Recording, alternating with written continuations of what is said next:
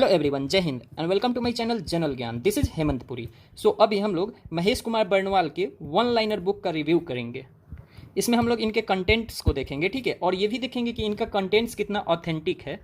देखो, अभी मार्केट में बहुत सारे बुक्स अवेलेबल हैं वन लाइनर के लिए, ठीक है, लेकिन महेश कुमार बर्णवाल का बुक बहुत ही प्रेफरेबल है और लोग बहुत ही ज़्यादा इसको इंपॉर्टेंस भी दे रहे हैं। और ऐसा नहीं है, इनका कंटेंट वाकई बहुत अच्छा है। अभी आप भी देखोगे थोड़ा सा तो आपको भी समझ में आने लगेगा कि हाँ, इनका कंटेंट कितना अच्छा है। तो देखो, सबसे पहले बता दूं, अगर आप महेश कुमार बर्णवाल को नहीं जानते हैं तो थोड़ा सा मैं इनका इंट्रोडक्शन दे दूं।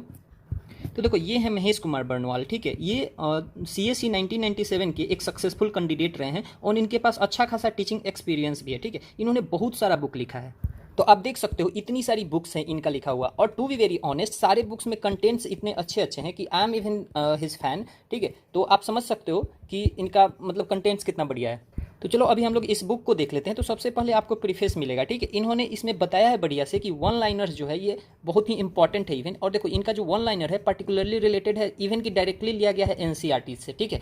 तो ऑब्वियसली थोड़ा सा ज़्यादा इंपॉर्टेंट हो जाता है, क्योंकि देखो कोई भी एग्जाम है, चाहे वो ग्रुप D से लेके CSE तक का हो, ठीक है, हर में NCERT से ही क्वेश्चन पूछता है। मैक्सिमम क्वेश्चन NCERT से ही डायरेक्टली उठाए होते हैं अगर आप जनरल स्टडी की बात करो तो, ठीक है। तो यहाँ भी देख सकते हो UPSC, state civil services, SSC और अदर जो भी एग्जामिनेशन है सबको कवर करता है। तो अब इंडेक्स को देख लेते हैं। देखो, सबसे पहले इनमें मिलेगा आपको इंडियन पॉलिटी, ठीक है। उसके बाद आएगा इंडियन जियोग्राफी, ठीक है। देखो, जियोग्राफी बहुत ही वास्ट सब्जेक्ट है, इसलिए इनको कैटेगराइज कर दिया है इन्होंने, Indian geography and world geography. उसके बाद आपको पार्ट C में इन्वायरमेंट मिल जाएगा और पार्ट T में हिस्ट्री मिल जाएगा, ठीक है। इन्होंने हिस्ट्री को भी अच्छा से कवर किया। देखो, ये वन लाइनर है, इसको ना बोलो, मैं अभी थोड़ी देर में दिखाता हूँ कि कैसे कैसे इन्होंने क्वेश्चंस कवर किए हैं।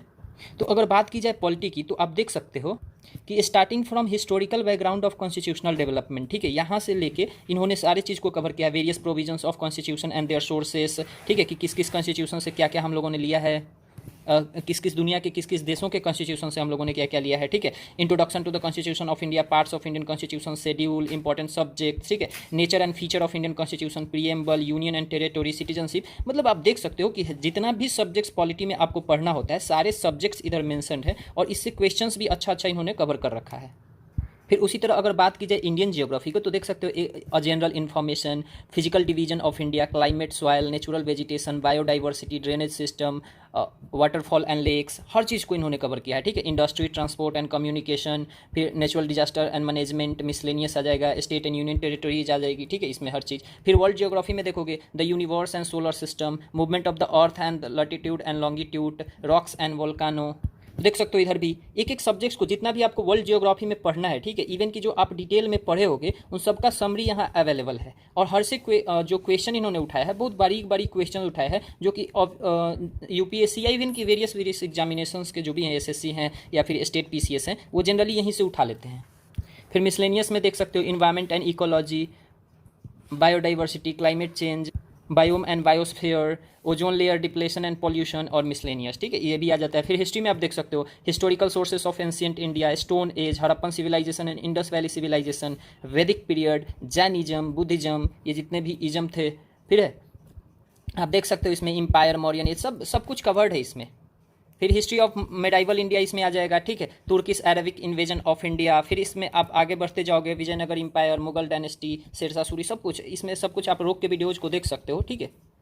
फिर मॉडर्न इंडिया आ जाएगा, advent of Europeans in India, arrival of Europeans in India, ठीक है। फिर हर चीज़ है, ठीक है। Famous peasants and tribal movements, development of education in British empire, press development in modern India, Indian National Congress, ठीक है, trade union and communist party, Simon commission. एक एक चीज़ जो भी आपको दिखता है कि हम लोग हिस्ट्री में पढ़े हैं, ठीक है, या फिर आप उसको इन डिटेल पढ़े हो, ठीक है, सबका रिवीजन यहाँ से हो जाएगा मोस्ट इंपॉर्टेंटली। और आपको मोस्ट इंपॉर्टेंटली देखो क्वेश्चन प्रैक्टिस हो जाएगा। क्वेश्चन प्रैक्टिस करना इज द की और to get into examination, get through examinations. ऐसा क्यों है? क्योंकि देखो कितना भी पढ़ लो, इवेंचुअली आप क्वेश्चंस प्रैक्टिस नहीं करोगे तो आपको कैसे पता चलेगा कि हाँ कैसे क्वेश्चंस बनते कैसे हैं, ठीक है। देखो आपको पता है कि ठीक है advent of Europeans in India हुआ कैसे, वो लोग आए कैसे, ठीक है, कालीकट पे उतरे, या फिर कैसे हुआ, कैसे जैमोरिन्स ने इनका हेल्प किया, ये सब आपको पता है, ठीक है। लेकिन आप क्वेश्चंस सेट कैसे होते हैं ये कैसे पता होगा आपको, ठीक है। तो यहाँ से आपको क्वेश्चंस का आइडिया लग जाएगा कि अच्छा ऐसे क्वेश्चन सेट होता है, या फिर उन सब का देखो क्विक रिवीजन भी हो जाएगा, ठीक है। आप इन डिटेल सबको लाइन बाय लाइन पढ़े हो, यहाँ आपको क्विक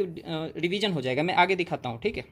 देखो तो सबसे पहले देखिए तो इंडियन पॉलिटी, ये सेक्शन ए में ही दिया हुआ है, ठीक है। तो देखो ऐसे, तो जैसे देखो अभी मैं यहाँ के आंसर्स को डिसेबल किया हूँ या फिर कह सकते हो आप मास्क कर दिया हूँ उसको। तो देखो as per the regulating act 1773 the supreme court of India was establish act, कहाँ एस्टेब्लिश हुआ था। तो देखो आई नो कि आप इसको पढ़े हो, ठीक है, लेकिन आपके दिमाग में ये थोड़ा सा ब्लरी हो गया है, ठीक है। तो आपको अब यहाँ से पता चल जाएगा कि वो कलकत्ता 1774 में हुआ था, ठीक है। फिर देख सकते हो which act in titles Indian to be part of administration, कौन सा एक्ट था। तो चार्टर एक्ट 1833 में हुआ था। तो देखो ये सब आप पढ़े होगे, ओके, नहीं भी पढ़े होगे तो यहाँ से तो हो ही जाएगा, ठीक है, बहुत सारा चीज़ कवर हो जाएगा। लेकिन अगर आप पढ़े होगे फिर भी रिवाइज हो जाएगा, फिर आप देख सकते हो सारे चीज़ों को, ठीक है। इसमें हर चीज़, हर मतलब अगर ये टॉपिक उठाए हैं कॉन्स्टिट्यूशनल डेवलपमेंट ऑफ इंडिया, तो इन्होंने इंश्योर किया है कि इससे मैक्सिमम क्वेश्चंस को ये कवर कर ले, ठीक है। तो ये आपका पर्टिकुलरली रिवीजन के लिए ज़्यादा बढ़िया हो जाएगा। अब देखो अधिकतर इंतरिम गवर्नमेंट से क्वेश्चन आते हैं। जवाहरलाल नेहरू को क्या मिला था, कॉमनवेल्थ फॉरेन, ठीक है। वल्लभ भाई पटेल को होम एंड आईबी मिला था, इनको सरदार बलदेव सिंह को डिफेंस मिला था, लियाकत अली खान को फाइनेंस मिला था।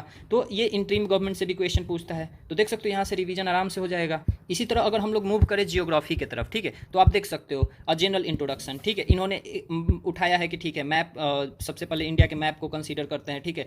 साउथ मोस्ट पॉइंट क्या है, northern most point, sorry eastern most point क्या है, वेस्टर्न मोस्ट पॉइंट क्या है, ठीक है।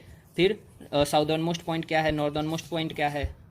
तो इसको कवर करते करते आप देख सकते हो, ठीक है, what is the latitudinal expansion of mainland India, what is determined by the longitudinal lines, times and location, ठीक है। तो ये सब देख सकते हो आप। इसी तरह वर्ल्ड जियोग्राफी की अगर बात करें तो देख सकते हो सोलर सिस्टम से, the universe and the solar system से स्टार्ट किया, ठीक है। इसमें एक एक चीज़ जो आप पढ़े होगे इन डिटेल या फिर नहीं पढ़े होगे, ठीक है, तो देख लो इसमें हर एक क्वेश्चन, इवन कि मैक्सिमम क्वेश्चन कवर हो जाएगा जो आपको सोलर सिस्टम से पूछा जाएगा, ठीक है। What does big bang theory explain, तो ऑरिजिन ऑफ यूनिवर्स, ठीक है। यहाँ देख सकते हो ये बहुत सारे एस्ट्रोनॉमर्स थे जिन्होंने अपना अपना कंसेप्ट दिया था, ठीक है। इसी तरह इंडियन हिस्ट्री की बात करी जाए, ठीक है, तो देखो एंशियंट हिस्ट्री से इन्होंने सबसे पहले शुरुआत करा है, history of the ancient India, ठीक है। तो इसमें देख सकते हो हिस्ट्री को कैसे कैसे बांटा है, फिर फादर किसको कहते हैं, ठीक है। फिर क्वाइंस क्या क्या इसमें यूज हुए, क्या क्या फाउंड हुए, वो सब हिस्टोरिकल सोर्सेज क्या क्या हैं, ठीक है। आर्कियोलॉजिकल सोर्सेज क्या है, लिटरेरी सोर्सेज क्या है, Indian literature, foreign literature, Indian में भी रिलीजियस जो थे, नॉन रिलीजियस जो थे, ठीक है। रिलीजियस में ब्राह्मणिकल आ जाएगा, बुद्धिस्ट आ जाएगा, जैन आ जाएगा, ठीक है। तो ये सबको कवर किया इन्होंने बढ़िया से। देखो तो ये पर्टिकुलरली ये रिव्यू था, ठीक है। इसका मैं वीडियोज कल से नेक्स्ट वीडियो से आपको मिलने लगेगा इसका डिटेल। मैं शुरू से शुरू करूंगा, ठीक है। सबसे पहले पॉलिटी का एक चैप्टर कवर करूंगा, फिर उसके बाद हिस्ट्री का एक चैप्टर, जियोग्राफी, इंडियन जियोग्राफी का एक चैप्टर, फिर वर्ल्ड जियोग्राफी का एक चैप्टर, ठीक है। देखो इसमें मैं सिंपली क्या करूँगा कि मैं आपसे क्वेश्चंस करूँगा, ठीक है। जैसे देखो यहाँ मैं आपको ले आता हूँ डायरेक्ट, यहाँ किधर गया, इधर है, ठीक है। जैसे मान लो कि मैं इसको मास्क किए हुए हूँ, किधर गया, इधर, ठीक है। मैं इधर कहूँगा question act, sorry which act made Indian legislation by cameral, ठीक है। तो आपके पास ऑप्शन रहेगा, थोड़ा देर आप वीडियो पॉज करके आप अपना आंसर भी लिख सकते हो, अदरवाइज आप इसको मेमोराइज कर सकते हो कि हाँ गवर्नमेंट ऑफ इंडिया एक्ट 1919 में मिला था, ठीक है। तो ये सबसे पहले आपको सिर्फ क्वेश्चन दिखेगा, उसके बाद आपको थोड़ी देर बाद मैं आंसर भी बता दूंगा, ठीक है। तो ये एक टाइप का क्विक रिवीजन टाइप का हो जाएगा, ठीक है, जिसमें आप अगर ऐसा सोचते हो कि कोई फ्रेंड रहता मेरे साथ और वो मेरे से क्वेश्चन पूछता और मैं उसका जवाब देता, तो ऐसे मेरा बढ़िया सा रिवीजन हो जाता। तो in this I will help you particularly. और ऑब्वियसली बहुत लोग पूछ रहे थे, ठीक है, कि ये हिंदी में हो सकता है क्या। देखो ये हिंदी ही है, ठीक है। अब जैसे देखो रेगुलेटिंग एक्ट 1773, इसको हिंदी में क्या ही कहोगे, ठीक है। सुप्रीम कोर्ट को नहीं जानता हिंदी में, इंडिया वाज एस्टेब्लिश्ड एट, तो ये क्या है। अब इतना छोटा छोटा इंग्लिश तो मतलब सबको आता है ना, क्या ही है, इतना तो ज़्यादा कुछ हिंदी में रखा ही नहीं। और वैसे तो मैं एक्सप्लेन ऑलरेडी हिंदी में ही कर रहा हूँ, ठीक है। अब यहाँ जो कंटेंट्स है वो इंग्लिश में है, तो ठीक है, मैनेजेबल है। और इवन याद रखना एग्जाम का जब इंस्ट्रक्शन देखोगे एग्जामिनेशन पेपर का, तो उस पर लिखा रहता है कि अगर हिंदी में गलत होगा तो इंग्लिश ही प्रेफर किया जाएगा, ठीक है। तो आपको वहाँ भी फायदा है, ठीक है, कि अगर हिंदी में कोई क्वेश्चन गलत है तो इंग्लिश आपको याद रहेगा। तो पर्टिकुलरली ये था इस बुक का रिव्यू, ठीक है। मिलते हैं अगले वीडियो में फर्स्ट चैप्टर के साथ, जिसमें मैं आपके साथ डिस्कस करूंगा इसको और आपको हेल्प करूंगा मेमोराइज करने में एंड क्विक रिवीजन करने में, ठीक है। और आपको इवन की बहुत सारे क्वेश्चंस के बारे में नहीं पता होगा तो मैं उसको एक्सप्लेन भी कर दूंगा ऑब्वियसली। तो तब तक के लिए आप ध्यान रखिए। इस वीडियो को आप शेयर कर सकते हैं अपने फ्रेंड्स के साथ जो प्रिपरेशन कर रहे हैं पर्टिकुलरली, उनके साथ शेयर कर सकते हैं, उनका भी फायदा हो जाएगा ऑब्वियसली। तो तब तक के लिए आप अपना ध्यान रखिए, मिलते हैं अगले वीडियो में। जय हिंद।